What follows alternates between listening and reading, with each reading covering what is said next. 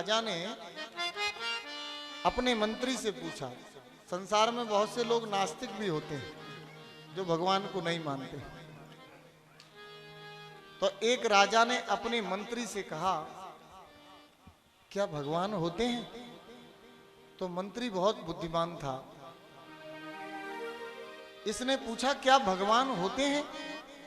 तो मंत्री ने विचार किया कि मैं इससे पद में छोटा हूं,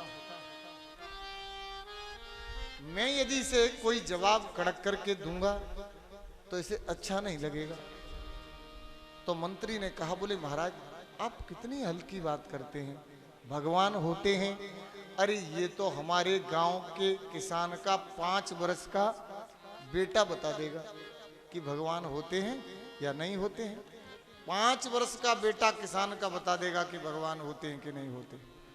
तो राजा को बड़ा आश्चर्य हुआ, औत्सुक्य हुआ कि ठीक है, तो तुम उस किसान के बेटे को बुलाओ, मैं उससे पूछना चाहता हूं कि भगवान होते हैं कि नहीं होते हैं, कैसे मुझे बताएगा। तो गए मंत्री जी और इस किसान के बेटे को पढ़ाया, समझाया, बुझाया और लेकर के राज दरबार में उपस्थित कर दिया। राजा बैठा था राज सिंहासन पर। जैसे ही उस छोटे से बालक ने प्रवेश किया तो आते ही उसने पूछ लिया, कहा, बोले बेटा बताओ क्या भगवान होते हैं? तो वो छोटा सा बालक टेढ़ी टेढ़ी भ्रुकुटियों से राजा को देखने लगा।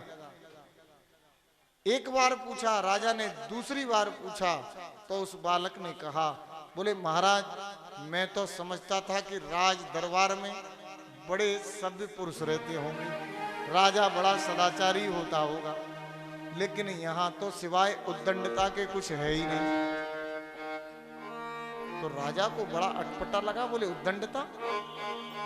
इसमें उद्दंडता वाली कौन सी बात है, मैंने तुम्हें प्रश्न ही तो पूछा है। तो उस छोटे से बालक ने कहा, बोले राजा जिससे प्रश्न पूछा जाता है वो सम्माननीय होता है, गुरु होता है।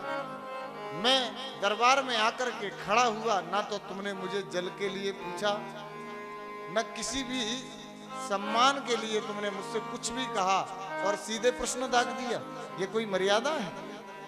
तो राजा को पश्चाताप हुआ, क्षोभ हुआ,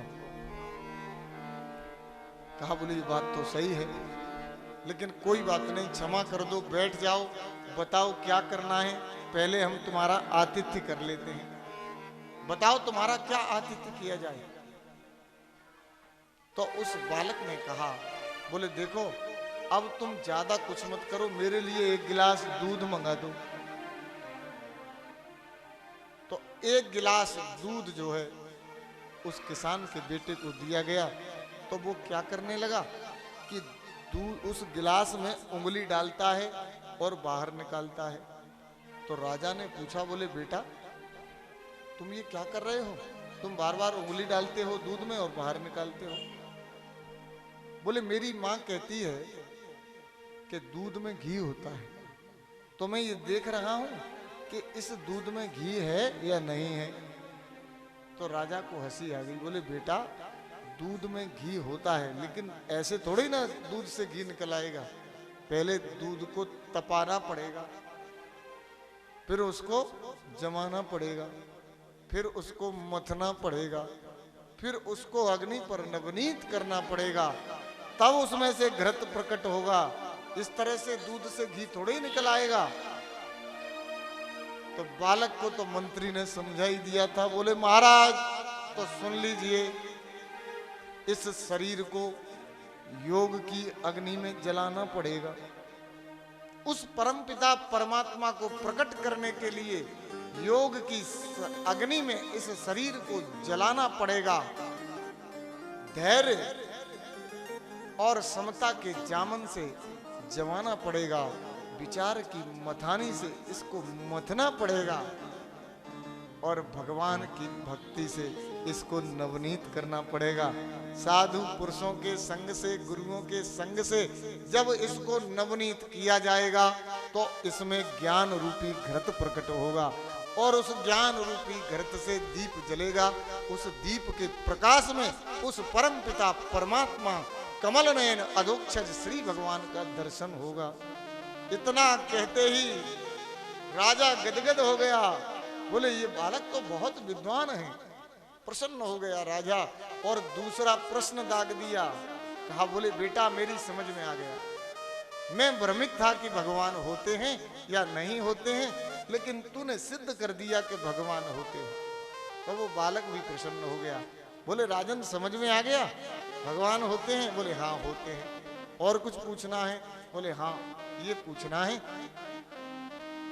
कि भगवान होते हैं तो करते क्या हैं? भगवान होते हैं तो क्या करते हैं? तो वो बालक फिर हंसने लगा। बोले राजा तुम्हारी उद्दंडता गई नहीं। बोले इसमें क्या उद्दंडता की बात है, मैंने प्रश्न ही तो पूछा है, तुम बार बार मुझे डांटते क्यों हो? मैं राजा हूं। बोले तुम राजा हो लेकिन शिष्टाचार तुम्हारे अंदर नहीं है। अरे मैंने तुम्हारे पहले प्रश्न का उत्तर दिया। बोले हाँ दिया। तो बोले गुरु कौन हुआ? बोले गुरु तो तुम ही हुए। तो गुरु नीचे बैठा है और शिष्य ऊपर सिंहासन पर बैठा है, ये कहाँ की मर्यादा है? तो राजा को थोड़ा सा मन में पश्चाताप हुआ। बोले बात आप सत्य कह रहे हैं, क्या तुमने कथाएं नहीं सुनी? गुरु के आने पर राजा राज सिंहासन छोड़ देते हैं। तो राजा ने भी आज राज सिंहासन छोड़ दिया और उस छोटे से बालक को राज सिंहासन पर बिठा दिया। और वो बालक भय को त्याग करके उस राज सिंहासन पर दोनों सिंहों पर हाथ रख करके बैठ गया और मंद मंद मुस्काने लगा। कहा राजा से पूछो तुम्हारा क्या प्रश्न था? कहा बोले भगवान मैं ये पूछना चाहता हूं कि भगवान होते हैं तो क्या करते हैं? तो वो बालक जोर जोर से हंसने लगा। बोले राजा तुम तो निरे मूर्ख ही हो, अब भी नहीं समझे कि भगवान क्या करता है? बोले मैं नहीं समझ पाया। बोले तेरे जैसे मूर्खों को राज सिंहासन से नीचे उतार करके खड़ा कर देते हैं और मेरे जैसे दीनहीन को राज सिंहासन पर ला करके बिठा देते हैं, यही तो मेरे भगवान करते हैं। भगवान तो इतने दयालु हैं, इतने करुणा के सागर हैं कि रावण और विभीषण दोनों का कल्याण किया। कैसे किया? गोस्वामी जी कहते हैं कि खीजे निज पद देत हैं। शत्रुता की थी रावण ने तो अपना चरण की भक्ति उसको दे दी कि खीजे निज पद देत हैं और रीजे देत हैं लंक। विभीषण ने प्रसन्न किया, लंका का राजा बना दिया, और रावण ने बैर किया तो अपने चरण की भक्ति दे दी। तो कैसी सरकार है? बोले अंधाधुंध सरकार है, तुलसी भजो निसंग। आप तो भगवान का नाम लेते रहो, इस कण कण में उसकी सत्ता व्याप्त है।